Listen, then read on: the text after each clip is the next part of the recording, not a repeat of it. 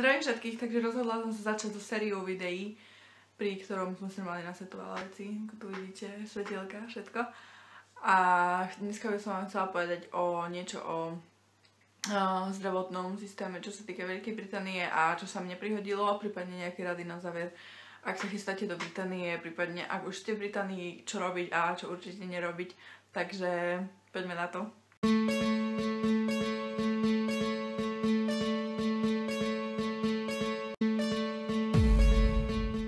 Takže najprv by sme si mali rozobrať britský systém, ako to tu funguje. Čiže v prvom rade sú tu NHS lekári, to sú tí verejní lekári pre všetkých. NHS znamená National Health Service, čo znamená Národná zdravotná starostlivosť, prípadne Národné zdravotné služby, ale tak lepšie to znie ako starostlivosť. Pod NHS patria vlastne obvodní lekári, alebo všeobecní lekári.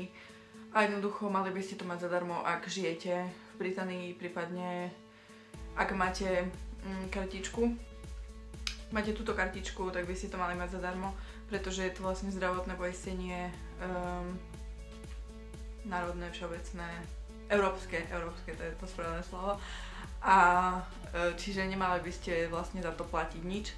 Aj keď môže sa stať, že ak si to iba na návšteve, tak môžu niečo za to, ako dávať vám poplatky. Neviem, toto presne neviem, ako to funguje, lebo závisí na tom, že všetko závisí od toho v podstate, ako oni rozhodnú. Na to, že Veľká Británia je dosť vyvinutá krajina, tak tento systém majú strašne zlý a myslia si to aj samotní Briti. Čiže to je tá prvá skupina NHS lekári, ku ktorým by ste nemali ísť. Lenže tam nič neplatíte, čiže samozrejme chcete tam ísť. Druhá skupina sú súkromní lekári, private doctors, a tam už musíte si zaplatiť za to, čo chcete, čiže za vyšetrenie. A ešte, aby som nezabudla, pod NHS patrí vlastne všetko okrem zubnej starostlivosti, preto som v septembri musela letieť na Slovensko, pretože tu by som za to zaplatila neskutočné peniaze. Neskutočné. No, čiže vráťme sa k tej druhej skupine, súkromní lekári, tam už platíte. No a teraz by sme sa vlastne mohli presunúť na môj príbeh, čo sa prihodilo mne. Čiže jednu útorkovú noc som šla vonku. Nebola som opitá. Len sme veľa tancovali asi 3 hodiny, 4 hodiny možno v kúse. Lenže bolo tam strašne veľa ľudí, všetci sme si šliapali na nohy, viete ako to chodí, keď je plný klub. No, druhý deň som sa zobudila s tým, že nemôžem dostúpiť na pravé chodidlo a že mám niečo asi s prstom, lebo tak to bolo, ako by niečo v prste bolo v tom treťom. Takže celý deň som nechodila, nemohla som chodiť. Som chodila, takže niekedy som mala 80 rokov. Potom už druhý deň to už bolo trošku lepšie a musela som ísť do školy, čiže som nemala na výber, či chodiť alebo nechodiť. No a takto to išlo nejako 2 týždne, týždeň a pol, že som chodila normálne aj do práce s bolestiami, podybelginami a musela som to jednoducho nejako prekusnúť. Lenže jeden deň som išla do práce a to bolo cez týždeň, zvyčajne robiť víkendy, lenže to bol taký týždeň, keď som sa robiť aj cez týždeň. A bolo to veľmi, už fakt, že to bolo na nevydržanie tá bolesť a aj som ráno nezobrala Ivalgen. Hovorím si, že dobre, máme tu lekárov, ja ako študentka tu mám lekárku zadarmo, respektíve lekárov, máme tu normálny medical center, kde môžete ísť a že idem tam, uvidíme, čo mi povedia. Tak som tam volala, objednala som sa, akurát mi dali termín, čo som mala šťastie, že hneď o pol hodiny na to som mohla ísť tam, lebo niekedy vás objednajú až o nejaké 3-4 dní, aj to keď máte šťastie. No tak hovorím si, prišla som z práce, mala som ísť na hodinu, ako do školy, ale hovorím si, že dobre, tak nejdem a pôjdem tam do medical center a uvidím, čo mi povedia. Tak som išla tam za lekárkou, no tak pozerala mi na to, hovorí, it's so swollen, čiže je to opuchnuté. A že začala mi dávať úplne primitívne otázky, či nemôžem byť tehotná, hej, tak úplne už som tedy vedela, že toto asi nebude odborník. No a tak mi povedala, že keby som mala ohodnotiť bolesť od 1 do 10 na škále, takže ako by som to ohodnotila. A ja, že no tak dnes ráno to bola 20, že čisto. A ona, že no dobre, tak pôjdeš na rentgen, blablabla. Vypísala mi kartu s tým, že pôjdem na rentgen. Dobre, že mám tam zavolať, mám sa objednať. Dobre, zvolala som tam, asi na tretí pokus mi už dvihli, lebo mali asi veľa toho, neviem, na recepcii. A ide o to, že keď som sa už konečne objednala, povedali mi, to bola streda, a povedali mi, že tak najbližšie ťa môžeme dať až na piatok večer. A ja, že super, no dobre, ale to čo, už nemala som na výber, takže piatok večer. Spolužiačka hovorí, neboj sa, pôjdem s tebou, lebo to je až v nemocnici, čiže som musela ísť až do inej časti Prestonu. Išli sme busom tam aj späť. Dobre, konečne prišiel piatok a išli sme do nemocnice, prišli sme tam a recepčná mi hovorí I'm so sorry, I'm afraid I can't accept your card. Čiže obávam sa, že nemôžem akceptovať tvoju kartu. A ja, že prečo? A ona, že no tak tvoja obvodná lekárka ti napísala úplne zle, nie je tam nie je tam dôvod, prečo. Máme urobiť vlastne rentgen. A ja, že no veď tu to máte napísané, tak som jej vysvetlila, že čo a ako ja sa jej to musela vysvetliť. Nakoniec ma vzali. No a už keď mi konečne robili ten rentgen, tak mi povedala tá pani tam, že tak teraz to potrvá nejakých 7 až 10 dní, kým sa rentgen dostane späť k tvojej obvodnej lekárke do Medical Center. A ja, že to si robíte srandu, že ja som tu už v neskutočných bolestiach, že ja už nechcem čakať. A ona, že tak choď na pohotovosť. No dobre, pohotovosť bola hneď tam, cez chodbu, tak nešla na pohotovosť. No tak tam som čakala asi 20 minút, kým som sa dostala ku lekárovi. Tomu som musela vysvetliť, že práve som bola na rentgene, že rentgenové výsledky sú teraz hneď v nemocnici, pretože teraz bol urobený rentgen. A on, že dobre, tak zoženieme lekára, ktorý sa ti pozrie na výsledky a no a potom sa rozhodne, že čo ďalej. Dobre, 45 minút ďalších čakám. Idem sa pýtať na recepciu, čo sa deje, že tam čakám už dlho. No oni na mňa zabudli, bože, to je úplne milé.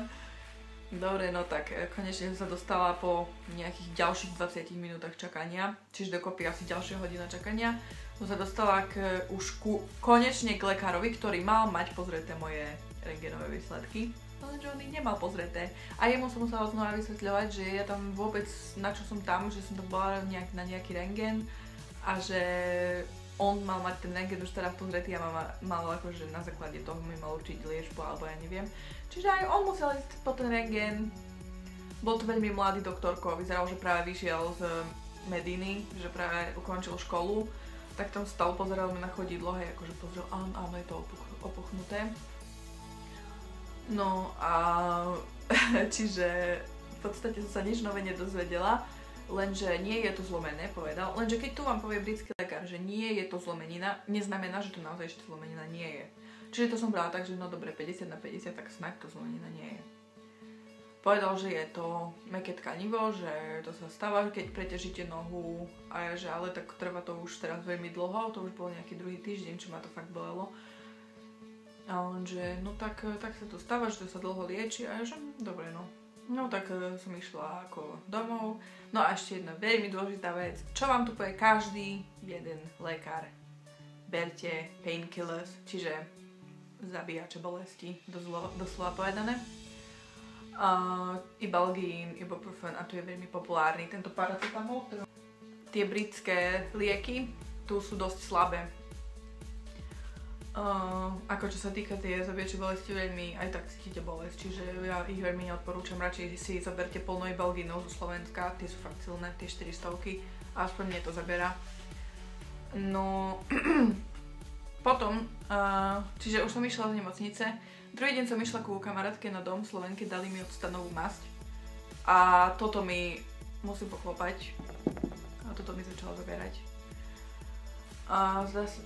Bolesť sa zmenila, už to neboli ako nejaký taký ten zapal, ale stále to ešte bolí, no už je to trošku iné, čiže dúfam, že už tak do 2 týždňov to bude OK.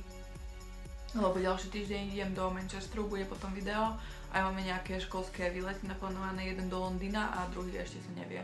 Všetko len také jednodňové, ale čiže budem musieť byť už fit na to a chcem cvičiť, bicyklovať, do práce chodím v nedeľu na bicykli, teraz musím chodiť pešo kvôli tomu, že nemôžem bicyklovať. No, čiže mi to tu dosť spôsobuje akože starosti, no tak preto by som asi už by som nešla ku NHS doktorovi, zrejme. Lebo pokiaľ oni vidia, že nezomierate, tak v podstate si z vás robia akoby srandu, že prečo by som ja ti mal pomôcť teraz.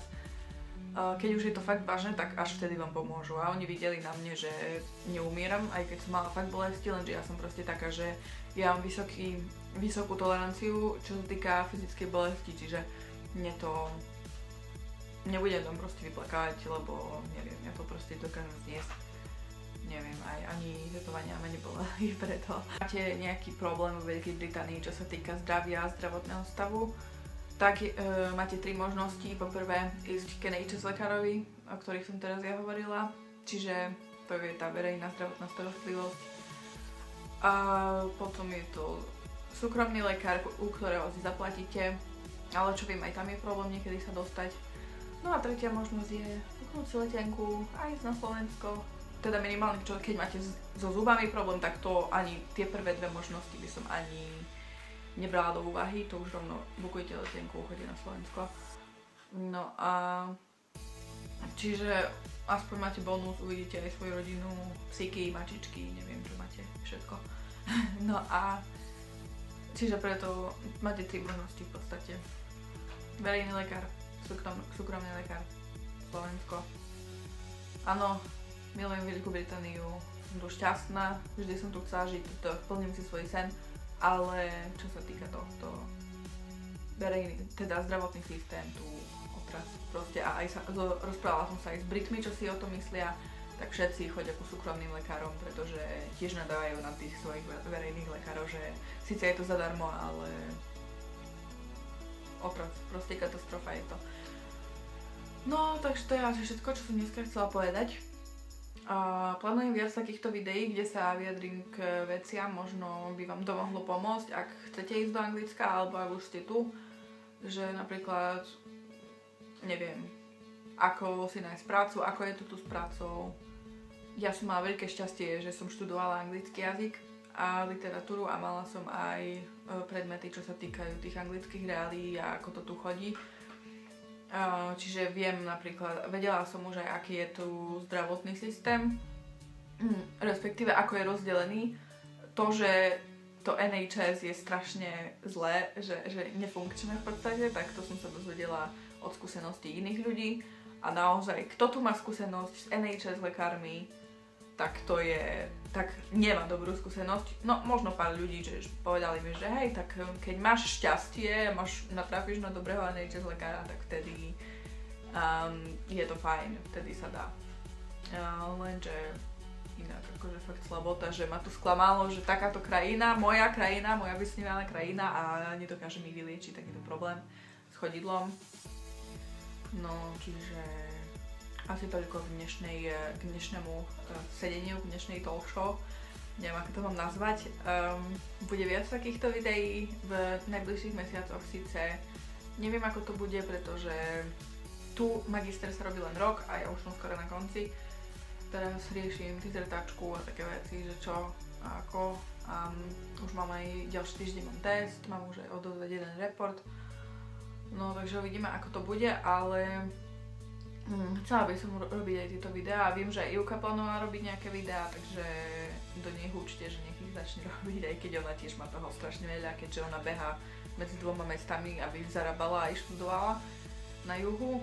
No ale tak pokúsime sa udržiavať túto skupinu nejako aktívne, keď tak budete mať moje neskutočne dlhé 3-kilometrové posty, ak nebude video, ale tak neviem, je to efektívnejšie všetko poskladať do videa a ja osobne aj rada striham tieto videá, čiže to baví. Len ide o to, mať ten čas. No a asi tak. Ja mám čoskoro marketing, takže sa idem pomaly vychystať. Už som vyprala obliečky, konečne sa k tomu dostala po 2 týždňoch, ale nie je čas. No a tak vám prajem všetkým pekný víkend pomaly, keďže sa už blíži a vidíme sa na budúce.